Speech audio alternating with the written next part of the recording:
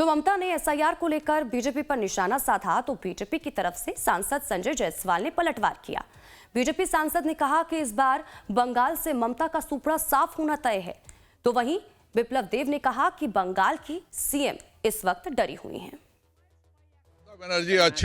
ममता बनर्जी अच्छे से जान रही हैं कि अप्रैल 2026 के बाद उनकी राजनीति सदैव के लिए समाप्त हो जाएगी।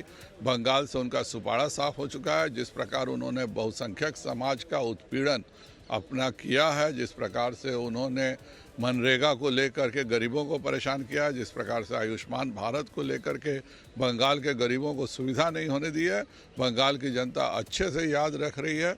और अप्रैल में ममता बनर्जी सदैव के लिए चली जाएंगी और इसी डर से वह इस प्रकार के अनर्गल प्रलाप कर रही हैं। देशभक्तों को सभी समय जो राष्ट्रभक्त होता है उनको जो राष्ट्र विरोधी तत्व डरता है, क्योंकि अंदर कमियां हैं इसलिए डरता है।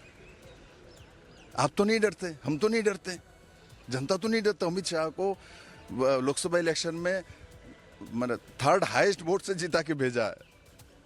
जनता डरता है, उनको प्यार करता है।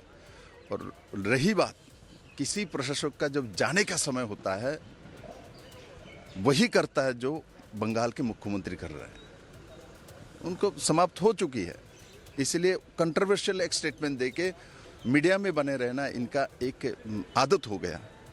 इससे खुद का तो नुकसान कर ही रहा है। मैं उनका कोई शुभ चिंतक और खराब चिंतक ऐसा नहीं हूँ, किंतु साथ साथ सबसे ज़्यादा बंगाल की अस्मिता का कर रही है। देखिए, ममता जी का चुनाव आने वाला है, वो देख रहे हैं किस प्रकार की लहर देश में दौड़ रही है। और उसी के साथ साथ जो एसआईआर का झूठा मुद्दा उठा के इन लोगों ने तमाम यात्राएं की बिहार में, उसका भी खुलासा हो गया है। और मैं समझता हूँ इसी से अब बंगाल में जो वहाँ के नेता लोग हैं डर गए हैं और इसी कारणवश इस प्रकार के शब्दों का प्रयोग हो रहा है। आपने देखा किस प्रकार का सारगर्भी एकदम पॉइंट बाय पॉइंट उद्बोधन आदरणीय गृह मंत्री जी का था।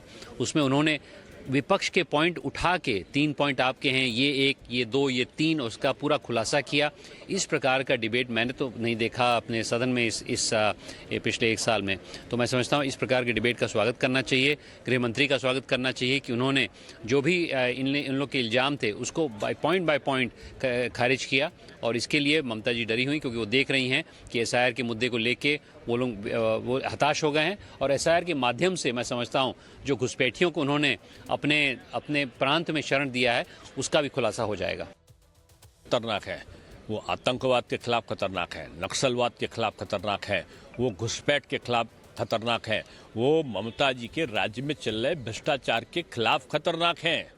लेकिन ममता जी, आपकी जो कार्यशैली है ना, वो देश की राष्ट्रीय एकता के लिए खतरा पैदा कर रही है। और इसके कारण से आप समझती हैं घुसपैठियों को साथ में लाकर आप भारत के लोकतंत्र को वोट तंत्र में परिवर्तित कर लेंगे? नहीं हो पाएगा। आपके सांसद बैठकर सिगरेट पीते हैं, ई सिगरेट पीते हैं, संसद के अंदर सीटों पर चढ़ जाते हैं। आपके लोग जनप्रतिनिधि जनता के प्रति जवाब देना होकर अराजकता पैदा करते हैं।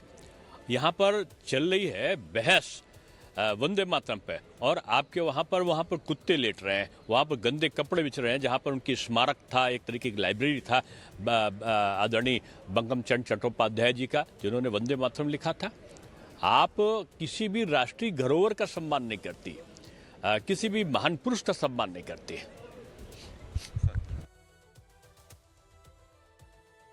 और वहीं बीजेपी के अटैक पर टीएमसी ने क्या पलटवार किया है, आपको ये भी सुनवाते हैं। जब शुरू हुआ हम लोग बोले थे इतना हड़बड़ी में एसआईआर मत करो, एसआईआर होने के लिए एक मिनिमम टाइम चाहिए।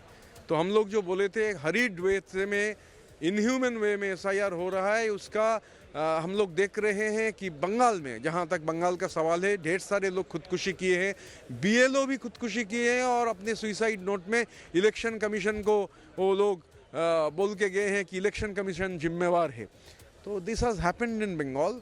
तो ये हरीड वे से एसआईआर करने का चीज़ नहीं है। पॉलिटिकली मोटिवेटेड वे से इलेक्शन कमीशन को बीजेपी का एक एजेंसी के तहत इस्तेमाल करके ये हो रहा है। मगर ये सब करके बंगाल में कोई फ़ायदा नहीं होगा। ये एसआईआर जो इलेक्शन कमीशन बोल रहा है स्पेशल इंटेंसिव रिवीजन, हकीकत में ये साइलेंट इनविजिबल रिगिंग है।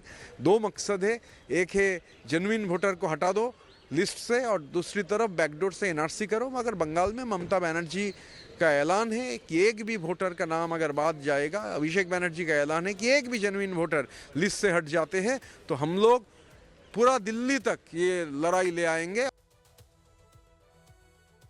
और वहीं एसआईआर को लेकर उद्धव गुट की सांसद प्रियंका चतुर्वेदी ने ममता का बचाव किया और कहा कि जब भी चुनाव आते हैं बीजेपी इस तरह के मुद्दे लेकर आ जाती है।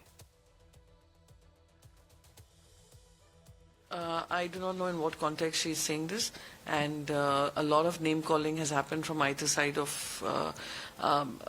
the political side and political spectrum, and Mamata Banerjee ji has been at receiving end at several times, whether it was during the earlier West Bengal campaign, and as things heat up and as they try and use slogans like Vande Mataram for political gains, as well as instilling more hate and trying to divide the people of West Bengal, this is a pushback coming from her of having seen the hideous agenda that BJP promotes under the garb of nationalism.